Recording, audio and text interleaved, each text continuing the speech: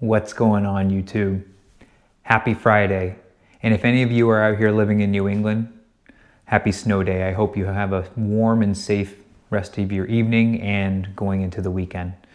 It's been definitely a nicer winter seeing the snow on the ground. Finally got back into snowboarding after a few years, so no complaints. Highly recommend if you live in the Northeast or anything like that, get into a winter activity. It makes winter just a little bit easier. So, the name's Damien. Today I'm here to talk to you all about a book that I'm actually reading for the third time. It's a book by Brene Brown.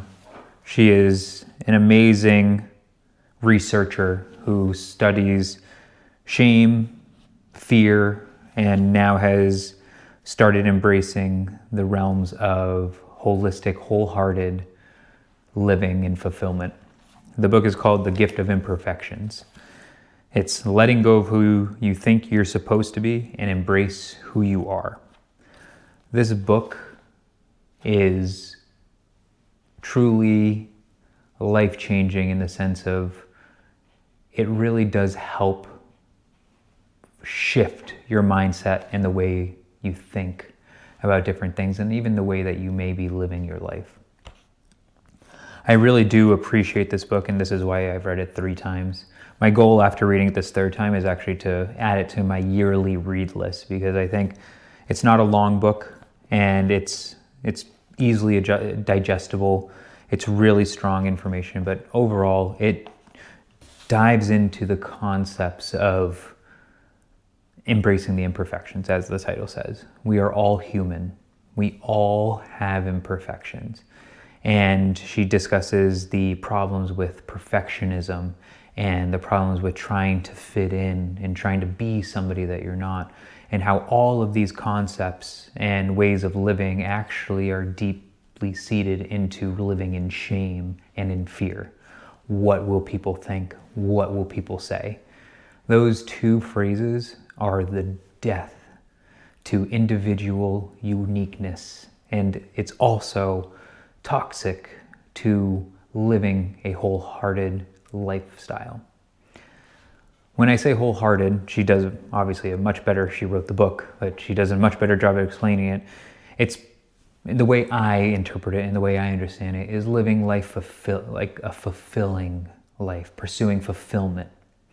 And fulfillment only comes by authenticity, doing things that feel right for you, to really embrace who you are and pursue the things that you want to do because you want to do them.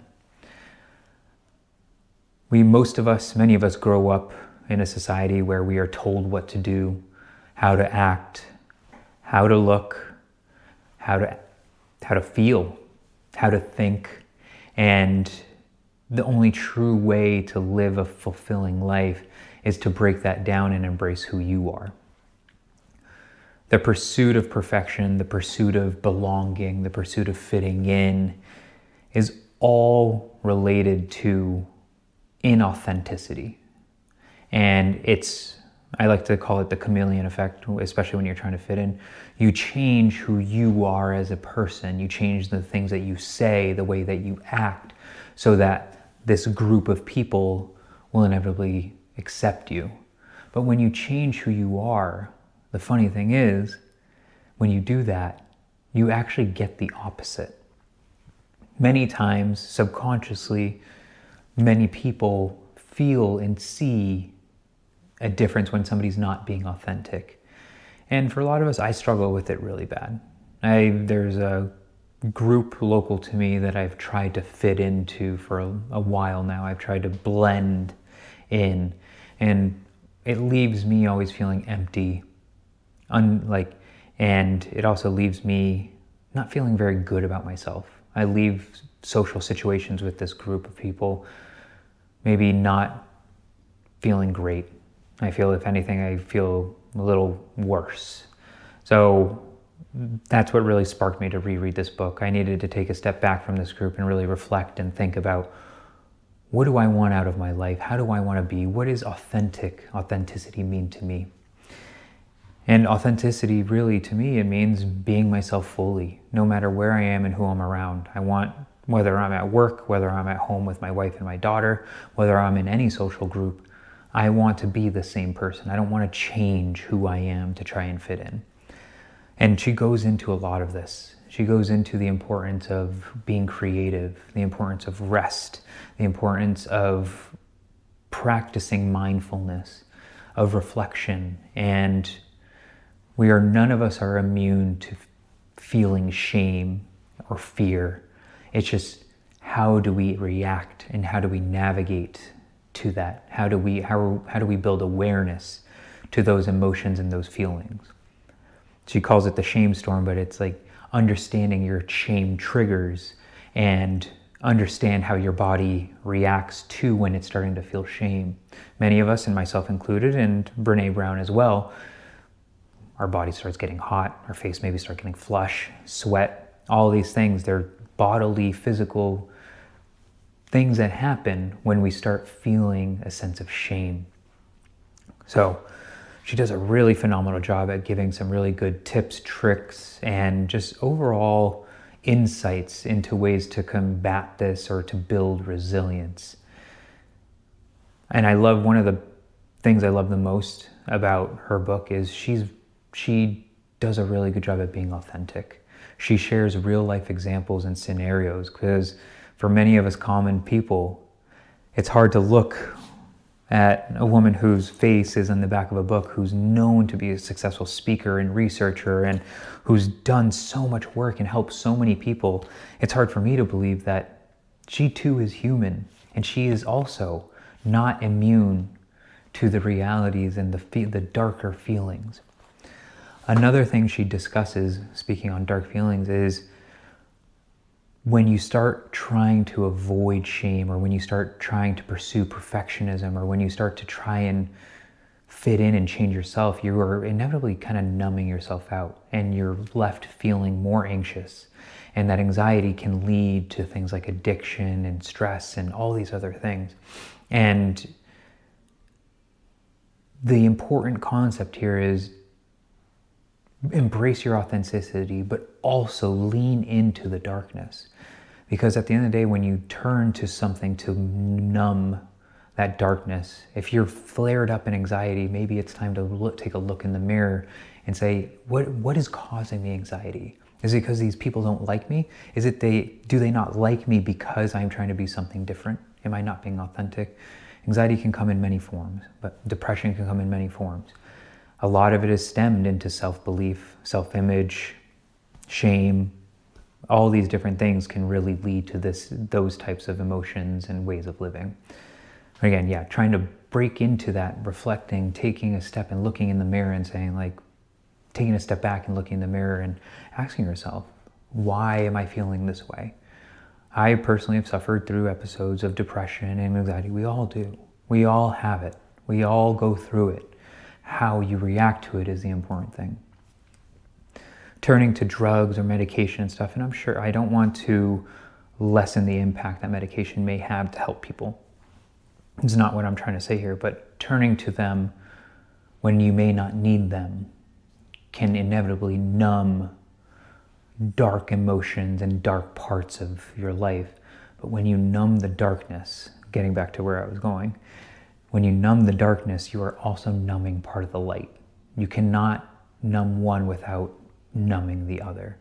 So when you numb the darkness, you may not feel as sad or as anxious and stuff like that, but then you're not going to feel as happy when you do feel happy, or as joyful, or as loving or lovable, So all of this is just to say, do some reflection, take a step back. I highly recommend reading this book, but while you're reading it, reflect on your own life. Try to think about areas that maybe you can improve. I know me personally, I'm on this journey of self-improvement, and it's not stopping. There is no destination when it comes to self-improvement, to health, both mental and physical. There is no destination. It is a journey. Life as a whole is a journey. The destination is death. The journey doesn't stop until death. And even then, we don't know what happens. But embrace your imperfections. Find your self-worth. Know that your authentic self is enough. Those are concepts that she really does very well at discussing in her book, and it really resonates with many of us because many of us suffer with that. I've suffered with body image issues since I was a child. My weight, if I show you my weight curve on Fitbit, it's like a stock market, just not in the way that I want it to be. My goal going forward is to maintain that, but my worth isn't tied to it. I'm trying not to have my worth tied to it. I'm a work in progress, just as we all are, but I'm trying to take steps to improve my life. And as I take these steps, as I mentioned in one of my first videos, I want to share them with all of you. I want to share things that are working for me, things that have helped me look at the world differently, things that have helped me just look at me differently, look at me with nicer eyes, say nicer things to myself. And this is by far, like I said, I read it 3 times since it came out. I don't know when it got published, but I read it 3 times since it came out, and published 2010. And I believe I got it not too long after that. So, I got it way long after that. I started reading it maybe like 2018. So I've read it 3 times since 2018. But it's a phenomenal book. She's a phenomenal author. Brene Brown, and you can check out some of her TED Talks. She has another book, I forget what it is, but I have the audiobook for it. Such a great speaker, such a great person of words, such an inspirational person because, again, she talks about her vulnerabilities, she shares her stories, and she shows that she is also human, struggling with all the things that all of us are too. Being vulnerable is a very important thing. Embracing imperfections is a very important concept. Being able to be nice to yourself inevitably affects how you go about the rest of your life. All of these topics and these concepts are all covered in this book, and I highly recommend reading it. And as I come across other books that help me, I will be sure to share them with you all. But please check out her book. Check out some of her TED Talks. She has other books and other research. Very inspirational, very thought-provoking, and very helpful when it comes to improving the worth of self, improving the way we live our lives, the way we think of ourselves, and the way we think of our lives. So check it out. Thank you for tuning in. I appreciate you all. Thank you for the support. Have a great weekend. And like I said, if you're up here in New England, stay warm, stay safe, and I'll see you guys next week.